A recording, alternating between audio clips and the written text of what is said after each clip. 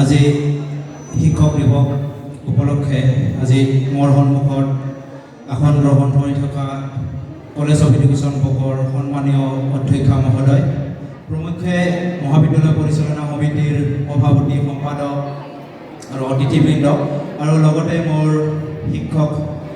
শিক্ষয়িত্ৰীবৃন্দ তথা মোৰ মৰমৰ ছাৰ বাইদেউসকল, আৰু মোৰ সন্মুখত আসন গ্ৰহণ কৰি থকা মৰমৰ ভাইটি ভণ্টি তথা দাদা বাইদেউসকল তথা মোৰ সমনীয়াসকল। গতিকে আজি আমি ইয়াতে সমবেত হোৱাৰ এটাই উদ্দেশ্য বা এটাই কাৰণ, আজি হ'ল শিক্ষক দিৱস। আৰু শিক্ষক দিৱসৰ বিষয়ে ইমান দীঘলীয়া বক্তৃতা দিয়াৰ ধৃষ্টতা নাই, কাৰণ মোৰ আগত শিক্ষকবৃন্দ বহি আছে, গতিকে তেখেতসকলৰ আগত মই ক'লে এইটো বেছিকৈ কোৱা যেন হ'ব। গতিকে তথাপিও দুআষাৰ কম বুলি যিহেতু ইয়ালৈ আহিছোঁ, গতিকে সেই মৰ্মে মই ক'বলৈ ওলাইছোঁ। আজিৰ দিনটো হৈছে সেইকাৰণে বিশেষ দিন, কাৰণ শ্ৰদ্ধাৰ ডক্টৰ সৰ্বপল্লী ৰাধাকৃষ্ণনৰ আজি জন্মদিন, আৰু জন্মদিনটোত যিহেতু আমি শিক্ষক দিৱস হিচাপে পালন কৰোঁ, গতিকে তেখেতৰ পৰা আমি বহুখিনি শিকিবলগীয়া আছে।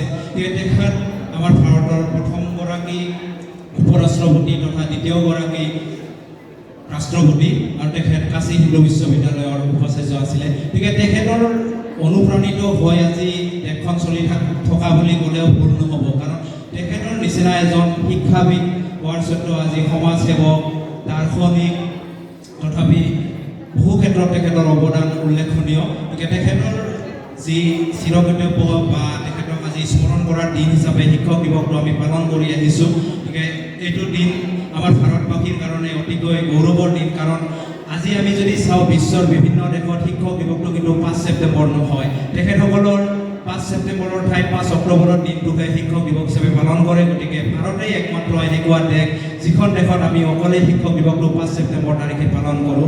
গতিকে সেই দিশত আমি নিজকে কৃতজ্ঞ তথা ধন্যবাদ জ্ঞাপন কৰিছোঁ। এতিয়া শিক্ষক দিৱস যিটো পালন কৰি আহিছোঁ, এতিয়া শিক্ষকৰ বিষয়ে দুআষাৰ নক'লে হয়তো ভুল হ'ব। গতিকে শিক্ষক হৈছে সমাজৰ এনেকুৱা এটা অনুষ্ঠান বুলিয়ে কৈছোঁ, কাৰণ শিক্ষক অবিহনে আমাৰ সমাজখন তিষ্ঠি থকাটো অসম্ভৱ। কাৰণ আপোনালোকে যদি চায়, আজি কোনে শিক্ষকৰ সান্নিধ্য পোৱা নাই? আজি একেবাৰে বেয়া কাম কৰা মানুহ এটাৰ পৰা ভাল কাম কৰালৈ দেশৰ সৰ্বোচ্চলৈ সকলোৱে শিক্ষকৰ অৱদান পাইছে। গতিকে শিক্ষক এনেকুৱা এটা ব্যক্তি যিয়ে নিজৰ কথা চিন্তা নকৰি আনক পঢ়ুৱায়। আজি ডক্টৰ এজনে সদায় ৰোগীক বিচাৰে, বা ইঞ্জিনিয়াৰ সকলে কাম মনৰ ক্ষেত্ৰত বিচাৰে, বা গায়কে গান গাব বিচাৰে, কিন্তু শিক্ষকসকলে গায়ককো জন্ম দিছে, আজি অভিযন্তাকো জন্ম দিছে, ডক্টৰকো জন্ম দিছে, সকলোৰে গুৰু হৈছে শিক্ষক। গতিকে শিক্ষক অবিহনে আমাৰ সমাজ বাচি থকাটো একেবাৰে অসম্ভৱ। গতিকে শিক্ষকৰ আজি চৰণত একেবাৰে প্ৰণিপাত জনাইছোঁ। গতিকে শিক্ষক দিৱসটো ভালদৰে উদযাপন কৰক। গতিকে আজি ইয়াতে বিশেষকৈ উদ্যোক্তা গ্ৰহণ কৰা DNN দ্বিতীয় ষান্মাসিকৰ ছাত্ৰ ছাত্ৰীসকলক মই বিশেষভাৱে ধন্যবাদ জনাবলৈ ওলাইছোঁ, কাৰণ তেখেতসকলে বহুত কষ্ট কৰি অনুষ্ঠানটো সফল কৰিছে। আৰু মঞ্চৰ সন্মুখত নতুনকৈ অহা DNN প্ৰথম বৰ্ষৰ ছাত্ৰ ছাত্ৰীসকল আৰু BEd প্ৰথম বৰ্ষৰ ছাত্ৰ ছাত্ৰীসকলক আজি তোমালোকক আদৰণি জনাইছোঁ। যদিও পিছত আনুষ্ঠানিকভাৱে ইয়াতে তোমালোকক আদৰা হ'ব, তথাপি আজি তোমালোকক অনুষ্ঠানৰ দ্বাৰাই তোমালোকক আদৰণি জনালোঁ বুলি ইয়াতে ঘোষণা কৰিলোঁ।